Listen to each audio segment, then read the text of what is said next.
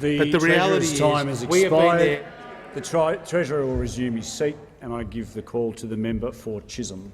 Thank you, Mr. Speaker. My question is to the Treasurer. Will the Treasurer remind the House how the Morrison government's tax cuts have helped to strengthen our economic recovery from the COVID-19 pandemic?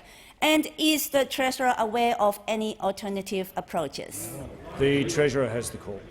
Well, thank you, Mr. Speaker, and I thank the member for Chisholm for her question, acknowledge her experience in small business, acknowledge the fact that in her electorate over 60,000 constituents will get tax relief as a result of policies that we have supported on this side of the House, and more than 20,000 businesses in the electorate of Chisholm will be able to access the immediate expensing provisions. Member for Rankin will now, leave Mr. under Speaker, 94A.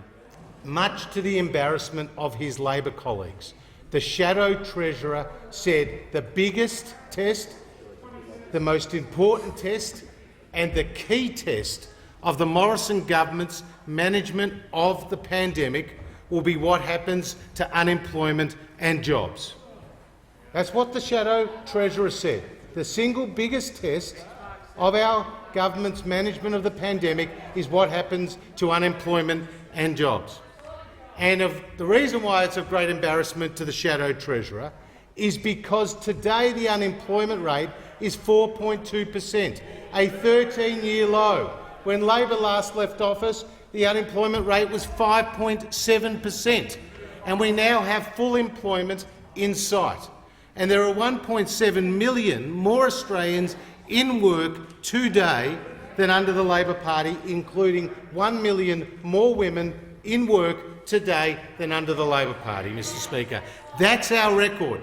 And cutting taxes for families, cutting taxes for small business and putting in place an immediate expensing provision to drive more investment is all part of that economic recovery plan. But we have been opposed every step of the way by a Greens-Labor coalition. And beware those who protest too much. The other day it was the Leader of the Opposition ruling out partnerships with the Greens, even though he was part of a government that was in partnership with the Greens. Today it's the Leader of the Greens who's ruling out a partnership with the Labor Party, even though he was celebrating the fact that he's calling his own members shadow ministers, Mr. Speaker. Now this Leader of the Opposition, this Leader of the Labor Party, who's never held a Treasury portfolio, who's never delivered a budget, but who has tabled his Year 7 economics assignments. The Manager of Opposition Business on a point of order. Yeah, Mr. Speaker, on direct relevance, I just don't see how this is possibly in any way directly relevant to the question that was asked. The Manager of Opposition Business will resume his seat. The Treasurer was asked about alternative approaches in relation to economic recovery.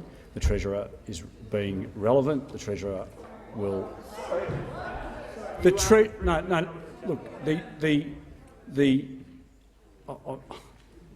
Manager of Opposition Business will resume his seat.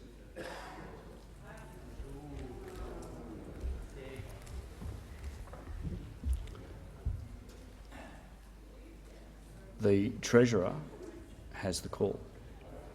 Mr. Speaker, the reason why this is a relevant alternative approach is because the Labor Party and the Greens have an alignment of policies.